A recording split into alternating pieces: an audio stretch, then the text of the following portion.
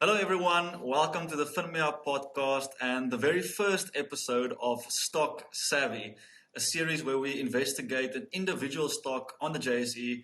We look at the company's fundamentals. We look at what the company does, its revenue drivers, its management, bullish cases, bearish cases, valuation, literally everything. And we are joined by an expert on the topic. And today we are joined by one of the legends when it comes to small cap and mid cap stocks on the JSE. And his name is Charl Botha. He's also a mentor on the FinMeUp app. He does like extreme deep dives on small cap stocks. So he knows his business. You can read, I think he's done one on Pan and Caxton, and yet another one that's coming soon, I think on Santova on the app. So you can check his profile out. Charl, it's so good to have you on the show and the first episode. So welcome. Well, Paul, thanks for having me. No pressure. So yes, I'm very glad to be here. Awesome. So today we are covering Pan African. It's a small cap gold stock on the JSE, and Charl's going to tell us all about that. But Charl, before we get into it, just tell us a little bit more about yourself and how you got into the small cap space on the JSE. Yeah, so in high school, I was very interested in something called theoretical physics. For those who don't know, that's Stephen Hawking, the famous guy in the wheelchair.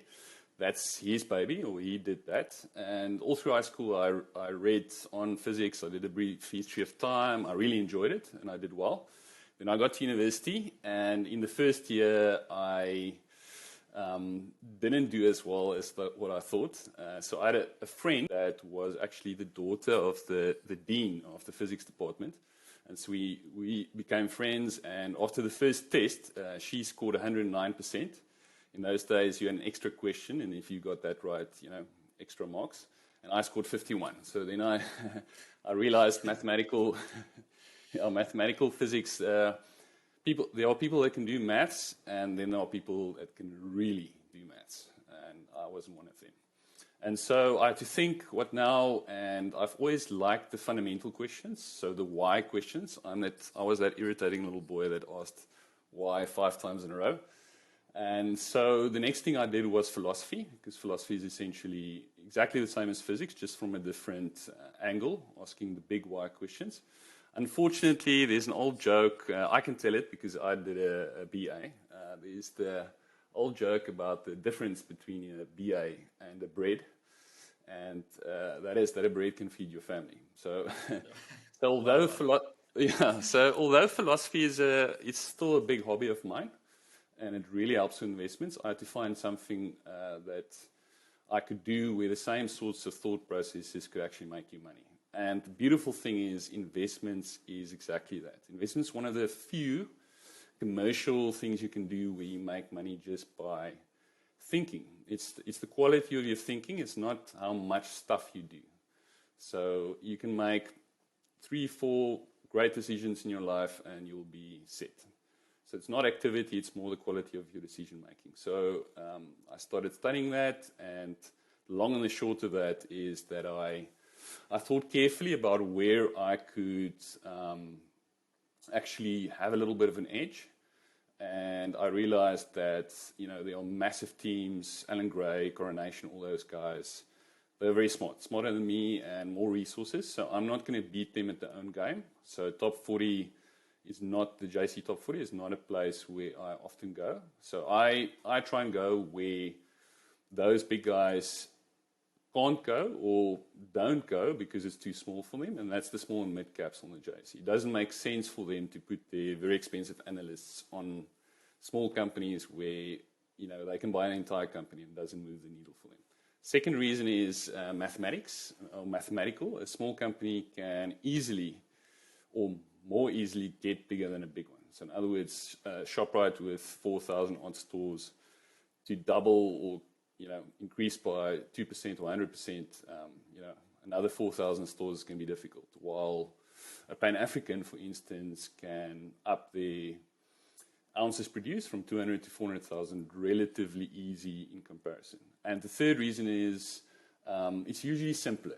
If you just take a look at Discovery, it is massively complicated. Whatever the CFO, the chief guy in charge of the numbers, whatever he's getting is, double that. It's incredibly difficult. So I'd rather go to a place where the financial statements are sort of understandable instead of, you have to know accounting books off by heart. So those are the three reasons. And so that's very interesting, especially for myself as well. I'm an index guy. I like the funds. So for me to invest in an individual company, it has to make sense and generate at least, let's say, 15% growth year on year, share price wise, for me to consider that stock. Otherwise, I just invest in the MSCI World or the NASDAQ or even SA Top 40. Much lower risk for basically the same thing. Anyway, so that's very interesting. Thank you for that, Charl. So, okay, so now we know a little more about you. Let's chat PAN. So tell us about Pan African, just the 2 to 3 minute summary. PAN 101, go. Yeah, so Pan African is a South African gold company. So they've got their mines in Mpumalanga, mostly in Mpumalanga, and they do two sorts of mining. So they do the regular underground, going deep underground and taking gold out like that. And they also have something called the tailings processes or tailings operations. It's essentially those big mine dumps that you see when you're in Gauteng or Mpumalanga. It's essentially where they take those mine dumps, put it through a more modern process, and then get gold from those old mine dumps. And I think they can economically take gold out there at 0.3 grams per ton, which is pretty amazing when you think about it. So those are the two things they do. They're listed on the JSE. They're about 8.8 billion rand company, and they're also listed in London. So yeah, that's essentially, and they produce about 200,000 ounces of gold per year. So a lot smaller than your big boys like Anglo, Gold Ashanti, and Goldfields and so on. Cool. So for PAN, let's chat about the revenue drivers. So what must happen for PAN, or what are the main variables that we are looking at? Is it the same for them and a company like Anglo, or do they have specific revenue drivers as a small cap that you're looking at for PAN? Yeah, so that's a very good question. So I see essentially 5 revenue drivers for PAN. It's similar for all mining companies, or most mining companies that I'm familiar with. So 5 key drivers for all mining companies, but I see 5 specific. The specifics of each driver is different. And so for PAN, the first one is the gold price. So they're a gold company, gold price. So the gold price in dollars. Then the second factor is the exchange rate, the rand-dollar exchange rate. The third one is how much gold they produce per year. The fourth one is how cheaply they can do it, how cheaply they can what it costs them to take the gold out of the ground. And the fifth one is how long they can keep this whole show going. Is it 5 years, or the mine's going to be depleted after 5 years, after 10 years, after 20 years? That's obviously very important. So those are the 5 factors I look at. And then for each factor, I try and track what's happening to those over time. And that informs my decision to either buy more PAN, keep the PANs that I have, or maybe take some off the table. I see. So the first two you mentioned are more general variables, the exchange rates and the, what was the other one again? The gold price. The price of gold. Yeah, which is of course a subject of much debate. And then the latter 3 is more specific to PAN, how much gold they can produce, at what cost, and also the life of mines. So let's chat about the first 2 quickly. The price of gold, which I assume you can go on for a week or 2 weeks about, because I've read so many articles on that. So if you can give us, maybe in a golden nugget there, that would be great. And also the second one, the exchange rate. Well, absolutely. Let's give it a go. So first of all, I'll just say I'm not an expert, and what I do if I'm not an expert is I try and take a big step backwards and you try and get the big things right, so that hopefully the small little things fall into place if you do that. So in the gold market, what the guys usually say is gold and interest rates are inversely related. So in other words, or more exactly or correctly, real interest rates. So for instance, you've got the gold price. Hopefully it's going from left to right, upwards. Then you would usually see the real interest rates, the American 10-year real interest rates, going from left up on the screen to the bottom, so inversely related. Now, the thing is, and that's been a very consistent relationship we've seen. So the thing is, if you want to have a good idea where gold is going, you should have a good idea where those real interest rates are going.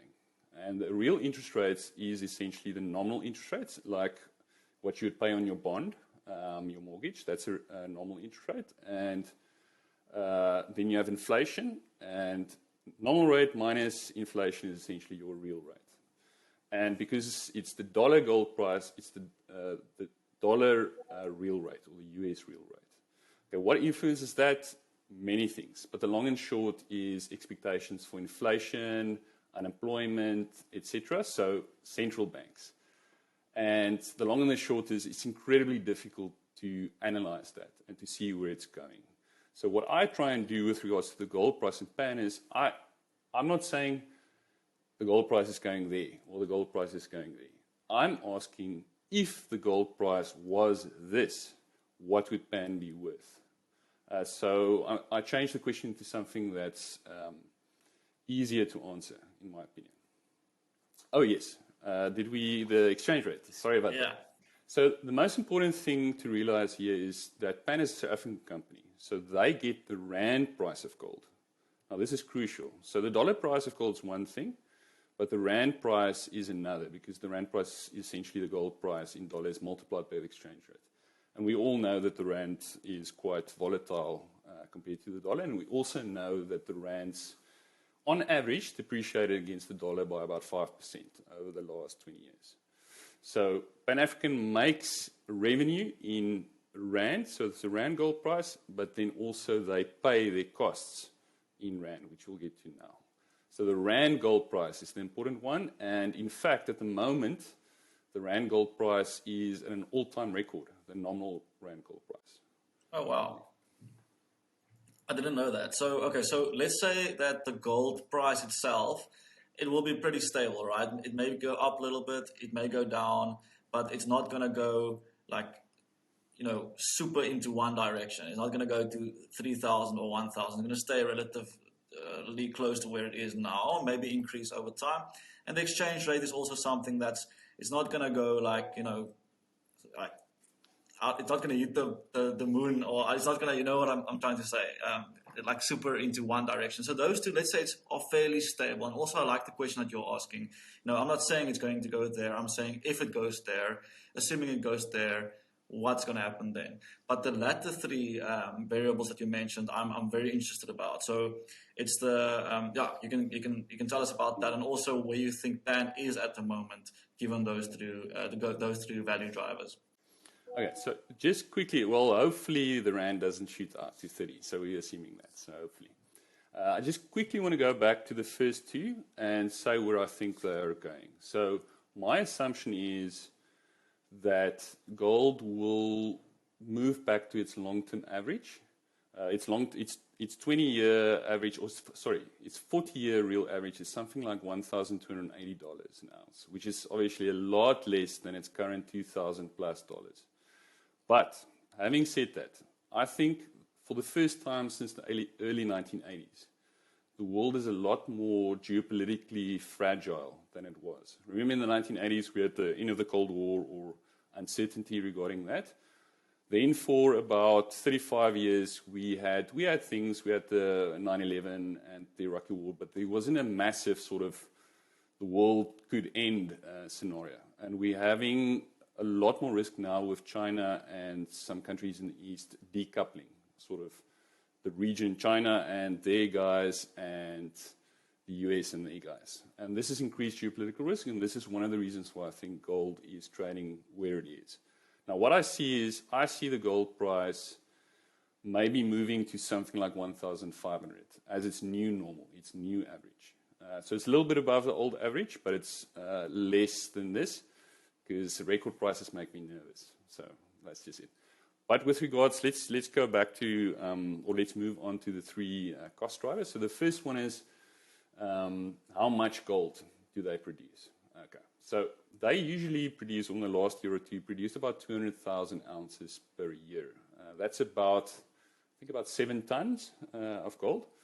And in the next 2 to 3 years, they've got a big project, a tailings project coming online, which should increase that to 250,000. So it's that's the Mintails project. Yes, correct. So that's a very good thing about the Mintails project is it is a tailings project. So it's in Joburg, which could be worrying given maybe crime worries, but it's very difficult to steal 0.3 grams out of a ton of dirt. It's a lot harder than having an underground mine, so that's cool. So the problem in the last 6 months, the most recent 6 months, is they had some geological difficulties at one of their mines, which meant that they produced less gold than what they did in the previous period. So the actual half-yearly production was 92,000. Obviously, if you double that, that's 185, which is quite significantly less than what they produced. Now, this takes us very nicely into the next driver. How much does it cost them to take the gold out? Now, the problem is a mine has got a lot of fixed costs. So if you're producing, so even a small change in production volume, so how much gold they take out, will have a massive impact on costs. Because you're taking less ounces and the same fixed cost, which means the cost per ounce is much higher. Now, Pan African's cost per ounce is currently about what they call the all-in sustainable cost. That's just a gold industry metric, which means all the costs it takes to take an ounce of gold out of the ground, except the cost to expand the operations. So all the costs they need to keep the whole thing going. Now, that level, Pan-African's around 1,260, 70. The exact numbers I can't remember now. Now, what's cool about that, and this is why I like Pan as well, is that cost point puts it almost exactly on the world average, the average cost of the world. If you take all the big gold mines in the world, all the gold mines, listed gold mines, and you put them on a curve from the lowest cost guys that take gold out the cheapest to the guys that are most expensive, and you draw a curve, that's called the cost curve. Pan-African is right in the middle. So, which means that if the gold price decreases, there's a lot of room for them still to make money before it gets really bad. And what usually happens is if the gold price comes down significantly, these guys at the top maybe can't keep going because they're losing money. Just for interest sake, for listeners, Sibania is almost right at the top on the right-hand side here. So at the moment, they're making a lot of money, but it costs them a lot of money to take it out. So if the gold price is going to drop back to 1,600, Sibania is going to struggle. I didn't actually know that. That's very interesting. But can I just quickly interrupt? I just want to ask a question. Yes. So are you saying it's bullish that they are in the middle because they are a small cap? And the fact that they can be in the middle of the cost curve is bullish, or why would you say it's such a good thing that they are in the middle? So it's not that they're a small cap. So the big thing is they're in the middle. So that you still get, if you're right at the bottom, so let's say you mine gold the cheapest, you're the safest because everybody is going to go out of business before the gold price gets there. But here's the key. If you're a little bit to the right of the cost curve, so moving up, you get something called operational leverage. So remember I said gold price got these big fixed costs. So if you do a simple calculation and you take the revenue minus the costs, if you've got a lot of fixed costs, in other words, you higher up on the cost curve, the greater your revenue gets, it's like an explosion of profits. So you get a leverage effect. So the profits increase very quickly. So in other words, Sibania, at the current gold price, their operations will be killing it. So if you're on the right-hand side, you make a lot of money if the gold price is high. But if the gold price is low, you lose a lot of money. So it's high risk reward. So the reason why I like Pan is right in the middle, best of both worlds. Awesome. That's a very good explanation. Right. Are you done with this one? Can we go on to the Oh, last the one, the final. life of mine? Yes. Yeah. Sorry, that's the one I was referring to now. So yeah, life of mines, and the short answer here is Pan African has no issue of life of mines. This company is going to be around for a very long time to come. In terms of life of mine, just to give you decades. Just to give you another example, Tungela, for instance, this is very much a worry. Their life of mines are a lot shorter. And just for the Tungela guys out there, I think maybe people don't take account of this. Tungela is going to need to spend a lot of money to open up mines or extend their mines, their life of mines. And also remember that any mining company has got something called rehabilitation costs that they need to spend to take the environment back to what it was before the mining started, and that could be billions of rands. So Pan African doesn't have this issue, but Tungela will. So just be careful. Wow. Yeah, Tungela, you must be careful what you say because Tungela is a Twitter favorite, of course. Yeah. We all love Tungela, massive. It was one of the best performing companies in 2022. There are people that made a lot of money. It's like it felt almost like a small cap crypto coin, the way that thing bulleted. But anyway, and it's still doing actually quite well. Maybe that's a conversation for another day, Charl. I don't know how much you know about Tungela, but maybe we should let us know in the comments. Everyone who's listening, do you want Charl to cover Tungela? What do you want to see next? Just let us know, and like Charl knows basically everything. So any requests, the one with the most up votes will be our next stock. Anyway, Charl, so given the 5 value drivers that you just explained, what are the bullish cases and the bearish cases for Pan? Very good question, and probably the most crucial of all of them. So I referred to the gold price that I think is going to 1,500. I also referred to the fact that I'm careful, or it's not as important for me to say the gold price is going there or there. I say if it goes there. So my assumption is if the gold price goes to 1,500 and the rand sort of weakens based on its historical averages compared to the dollar, and the costs increase, the mining costs increase with inflation, which it has. One would think it's been increasing much more if you read the newspapers and things, but it's actually Pan African's been very good with cost control. Then my estimated value for Pan African is about R4.76. Now the current price, yes, last month has been crazy. I mean, it's moved up from I think 350, it's 430 something last night. So I still see value in it, but it's a lot less of a buy than it was even a week ago. Wow. Yeah.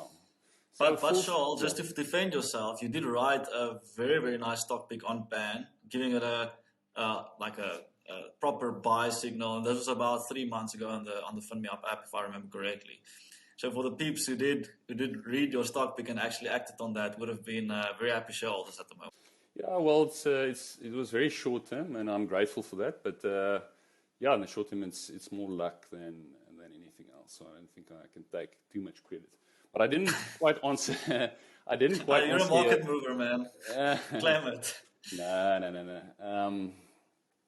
Yeah, I think. Oh, yes, I didn't quite answer your question. So the one was, what's the bull case and the bear case? So the bear case is if you need to go back to the 5 factors to look what can go wrong with the 5 factors, and then that will impact whatever happens. That'll be the bear things. So the dollar price, the first factor, obviously, if the dollar price goes to 1,200, that's going to be problems, big problems. Then the second thing is the rand. If the rand strengthens, goes to 16, and remember, it sounds crazy, but based on economic theory and things like that, there's a case to be made the rand should be at around 16 to the dollar. The third thing is the ounces that they're going to produce, and in my opinion, that's the biggest one. So remember, they missed in the 6 months that we just had, and that meant they made millions of dollars less. And I think that's the reason why the share price at the beginning of the year actually declined to below 3 rand for a little while. The fourth one is the costs. Well, the production and the costs are very closely related. So as the production increases, as we saw, the costs go up. Yes, so those are my two biggest worries. They've got plans to improve that or remedy that. And in the article that I'll publish shortly, my plan update, I'll explain that a lot more. And then the fourth one, life of mine, not an issue for me. So if those bad things happen, I can easily see the share going back below 3. But if the dollar stays at this level or around about here, even above, let's say above 1,700, above 980, 90,000 Rand per kilogram. It's currently 1.2 million, but in the previous 6 months, it was something like 960,000. I can't remember exactly. If it stays like 990 or a million, this thing is easily worth a lot more, 5, 6, even 7. So I'm not betting on it, but that's the bull case. Yeah, I kind of like that. So let's say everything goes wrong. You said you can easily see it go to 3 or below 3. So if everything goes wrong, it can absorb, let's say, 30, 40% to the downside. But if everything goes right, then it can go up way more. So the risk reward here in terms of the bet you are taking makes a lot of sense to me. And especially if you've taken the bet like 3-4 months ago, then everything is working out quite nicely for you. So definitely something to consider. Yeah, that's banned. That's very interesting, Charl. I'd like to ask you, one question, just throwing something out there. So today in the weekly wrap, Hugo and I discussed cryptocurrency a little bit because it was one of the SENS announcements. Bitcoin is back over 30,000 Rand, $30,000 per coin, and then also Ethereum is up. Okay, but let's ignore Ethereum. But Ethereum is also doing very well. So cryptos are waking up, and I know there's been a massive online debate since the start of Bitcoin. Basically, gold versus Bitcoin. What are your takes on this? I know you're not that into cryptocurrency, but just a thought: Bitcoin versus gold. Yes, Paul, you give me a lot more credit than I'm really worthy of. I know almost nothing about cryptocurrencies in comparison to many others. So there's been no competition between Bitcoin and gold from 2010. Bitcoin is by far it's the best returning asset in the history of the world, probably.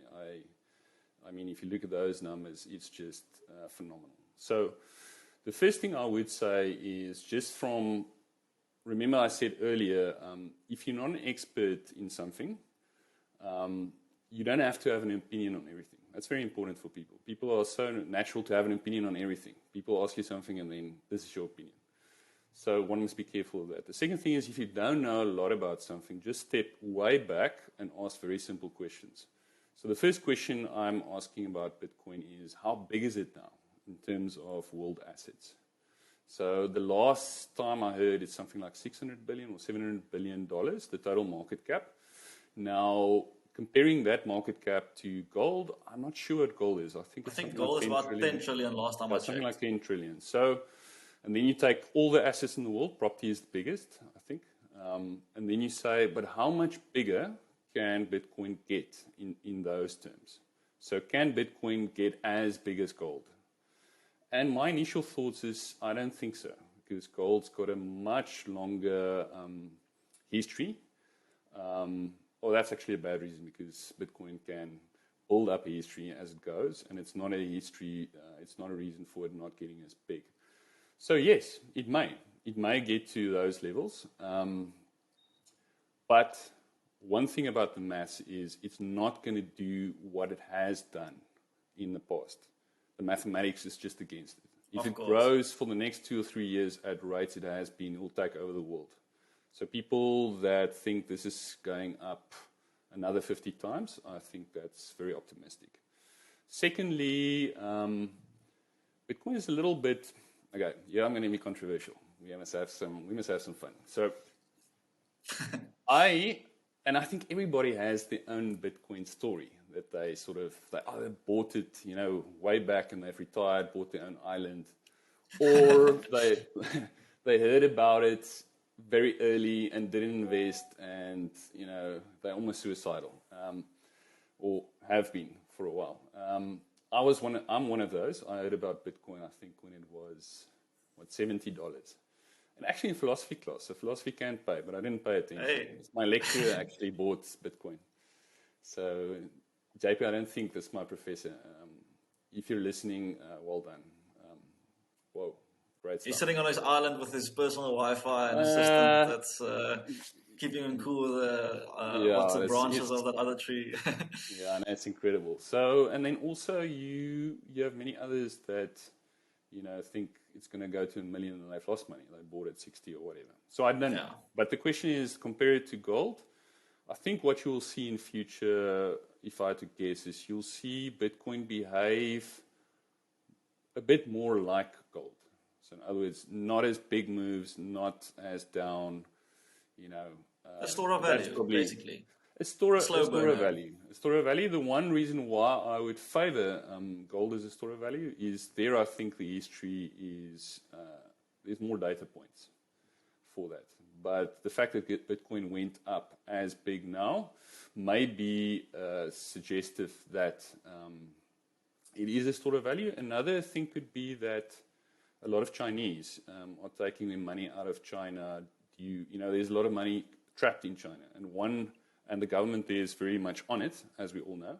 And so one way those guys have been taking money out is buying cryptocurrency. So that could be a reason, and if that sort of stops or gets less, then you could see the price go down. But as I say, I'm not an expert. And it's maybe just one last question, Charl. So gold as an asset. Now, I know, there's also arguments to be made. Gold only has its value because, because it has to have value, because people has valued it for the last 5,000 years and so on. Of course, it also has physical use cases. We use it in medical equipment, computers, jewelry, of course. But in my opinion, or it looks like, the most of the value from gold is the perception of value. What's your take on that? I agree completely. So there's many things in the world where perception is reality. So I think gold and Bitcoin is very good examples of those. They have value because people believe they have value, and the question is, what are the reasons for people's beliefs that it has value? And for gold, it's this store of value belief. It's this beauty thing, especially in India. Jewelry is about 75% of gold's, all the gold in the world, about 75% is in jewelry. So people obviously like gold to look at and to wear. So the question therefore is, how will people's beliefs change? Will they become stronger? Will they get new believers? Will people lose some faith, hold the beliefs with less fervor, thus decreasing the price?